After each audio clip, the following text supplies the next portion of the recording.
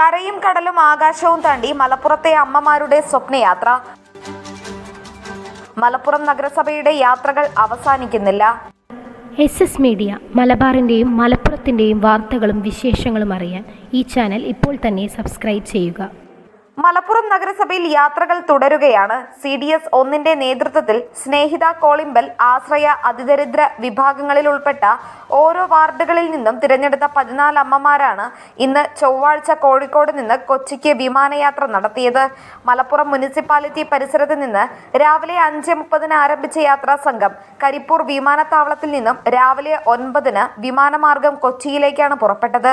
Kochi metro, hill palace, marine drive, water metro, fort Kochi, Lulu mall എന്നിവിടങ്ങളിലാണ് യാത്രാ സംഘം സന്ദർശനം നടത്തിയത്.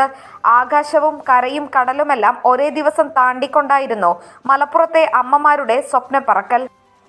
മലപ്പുറം നഗരസഭാ ചെയർപേഴ്സൺ അഡ്വക്കേറ്റ് റിനീഷ റഫീഖ് യാത്ര ഉദ്ഘാടനം ചെയ്തു. യാത്രാ സംഘത്തിൽ പങ്കെടുത്ത പ്രായം കൂടിയ 3 വയോജനങ്ങളെ ചടങ്ങിൽ ആദരിച്ചു.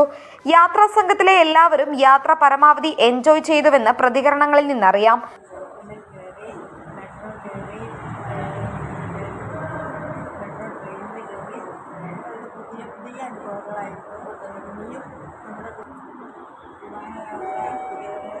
ഒരിക്കലും വിചാരിക്കാത്തൊരു സ്വപ്നയാത്രയാണ്.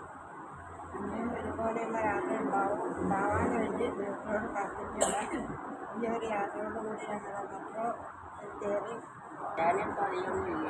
എല്ലാവരും നല്ല സന്തോഷത്തോടെ കൂടെ നോക്കി നല്ല ഇഷ്ടമായി കുട്ടികളുമായിട്ടാണ് ഫ്ലൈറ്റിൽ കയറുന്നത്. നല്ലൊരു അനുഭവം ഉണ്ടായി, നല്ല സന്തോഷം ഉണ്ടായി.